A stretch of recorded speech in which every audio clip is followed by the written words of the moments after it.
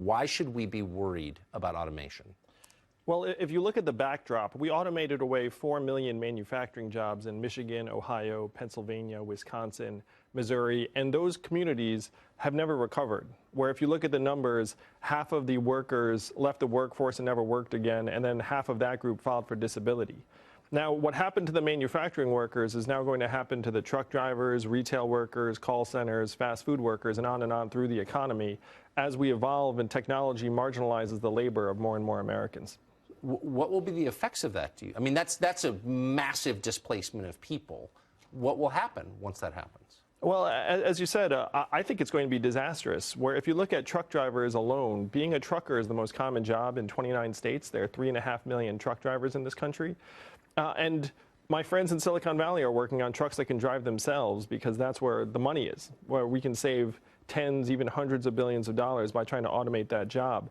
But I was just with truck drivers in Iowa last week, and imagining that community recovering from their income going from, let's call it $50,000 a year to much, much less than that catastrophically, it's going to be a disaster for many, many American communities. You're one of the only people I've ever met who's honest about the effects of deindustrialization. I remember in Washington, the idea was they'll all become computer programmers, and so everything is fine, but that didn't happen.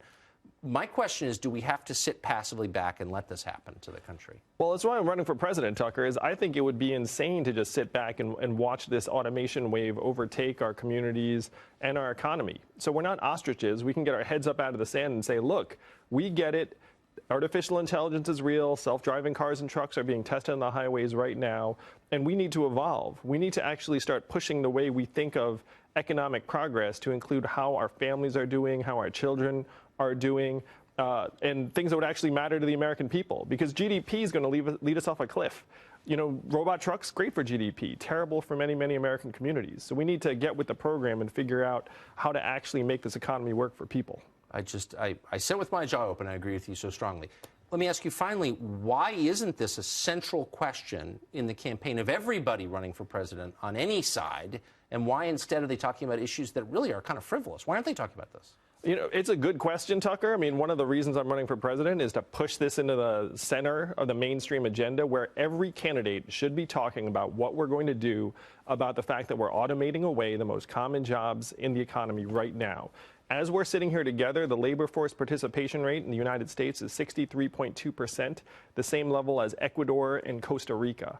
And if anyone thinks that's where America ought to be, I mean, that number is even going to be further challenged when all this technology comes online. So we have to make America embrace this challenge of the 21st century and then try and address it together as a people.